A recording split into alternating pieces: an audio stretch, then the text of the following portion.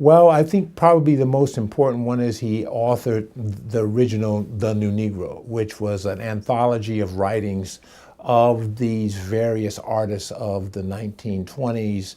That was a tremendously popular book, and it was perhaps the first really thoroughly intergenre, interdisciplinary work. It had paintings that were reproduced in color by Vino Rice. It had poetry, short stories, critical essays, at a time when the black issue was generally thought of in problematic terms. It was a social problem. And he says, no, this is an aesthetic resource that we ought to pay attention to.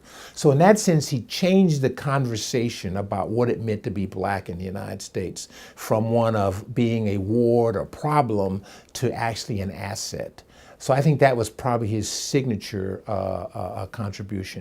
He then went on to try to build the infrastructures to support these artists as they tried to realize many of the things that he promised that they would deliver. Some of them weren't able to do that, and partly because art wasn't supported in the way in which it is now. There was no national endowment of the arts. So he went to private patrons to try and get funding so that artists would have the free time to actually create their work. And he was somewhat successful in that. But again, the conflicts that developed between him and the patrons and the artists, sometimes he was not able to manage particularly well.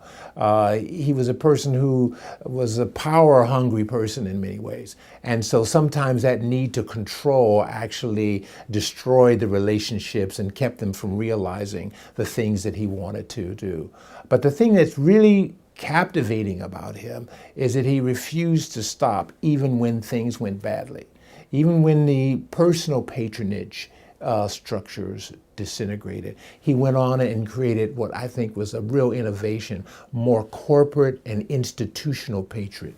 So he worked with the Carnegie Corporation. He worked with the American Association of Adult Education. He worked with the Progressive Education Association to get funding to pay artists and to pay scholars to produce work in this area, which I would call early Black studies. He's really a forerunner of the Black studies movement as something where art, literature, sociology, political science, philosophy, all can be in conversation about the challenges to American democracy that racism and race-based subjects provide.